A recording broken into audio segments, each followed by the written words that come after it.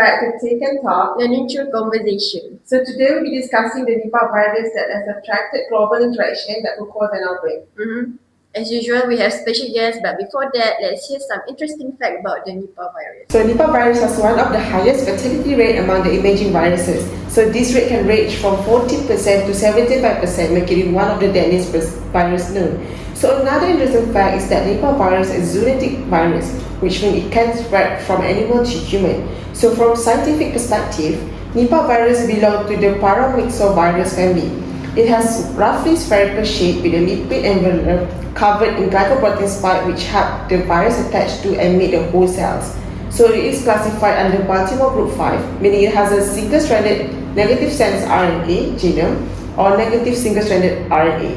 So finally, if you ever watched the 2011 movie Contagion, you might be surprised to know that some part of the fictional outbreak were inspired by the Nipah virus. Oh really? It was my first time I heard about it.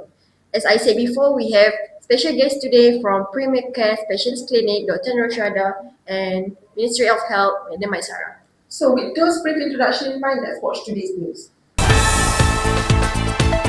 Good morning. This is Hanis reporting live from a pig farm where a disease outbreak has recently raised a serious public health concern. The disease involved is known as Nipah virus, a zoonotic virus that can spread from animals to human. Nipah virus was first discovered in Malaysia in 1998 during an outbreak among the pig farmers. The outbreak occurred in Kampung Sungai Nipah, Port Dickson, Negeri Sembilan, which is where the virus got its name. Initially, health authorities believed the cases were caused by Japanese encephalitis because many patients experienced inflammatory of the brain. However, further investigations revealed that a completely new virus was responsible for the outbreak. Fruit bats, also known as flying fox, are the natural reservoir of the virus. Here at the farm, many pigs have shown signs of severe respiratory illness, while several human cases have reported symptoms consistent with encephalitis, a serious inflammation of the brain. Health authorities are continuing their investigation and monitoring the situation closely. This is Hanis reporting from the affected area. There's a clear explanation from our reporter. To sum up, from my understanding, starting our discussion up to now, Nipah virus could impact humans seriously. Yes, that is true. As I do some research, I found that humans who are infected with the Nipah virus will face several symptoms like fever, cough, muscular pain and headache. And those symptoms is like influenza illness that make us hard to identify the virus. And not only that, Nipah virus also can cause serious complication, which is encephalitis along with seizure. For those who doesn't know encephalitis, it is the inflammation of the brain that caused by the virus itself. And not to mention, survivors of Nipah virus also will develop symptoms of neurological malfunction such as encephalopathy, cerebral atrophy, changes in behavior, oculomotor palsy, cervical dystonia and many more which remain in several years. So Dr. Roshada, could you explain the pathogenicity, transmission pathway and treatment for this virus? So let's get to know Nipah virus. So Nipah virus comes from the genus Nipah. So how it's come to the contact of our body and infect it?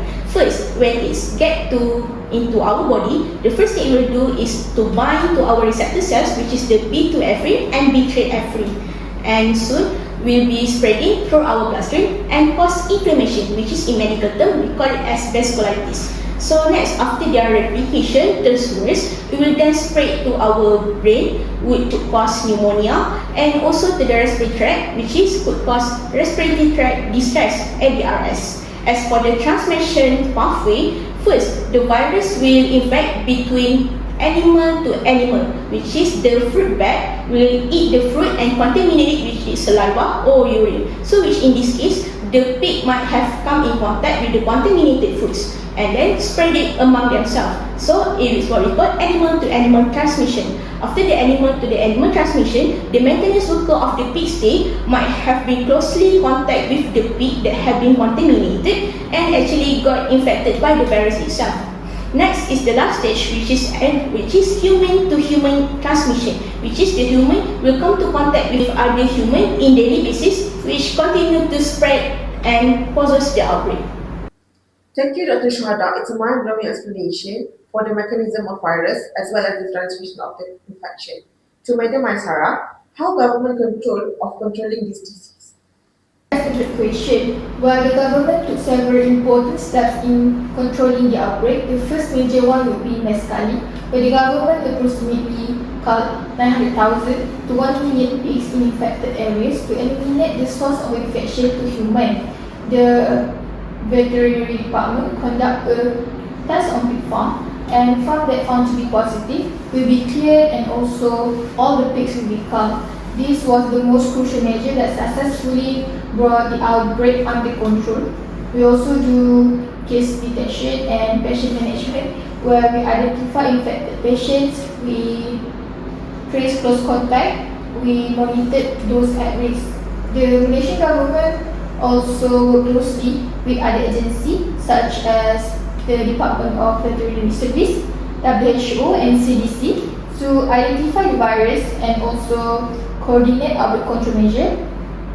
And fun fact, following the implementation of this measure, Malaysia successfully brought the outbreak under control and no new cases of Nipah virus in human have been recorded since 1999. So while we're talking about how the government control during the outbreak, so what are the government control applied in preventing the Nipah virus outbreak? Nowadays, Malaysia control Nipah virus through continuous surveillance, strict farm biosecurity, monitoring pigs and food bags, public health education, and also collaboration between human, animal, and environmental health agencies using a One Health approach. Although no local outbreak has occurred since 1999, the government remains on high alert due to cases reported in neighboring countries.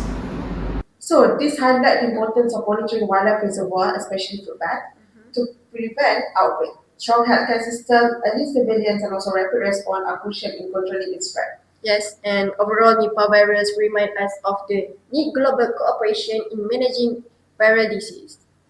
That's all from us. Until next time, stay curious.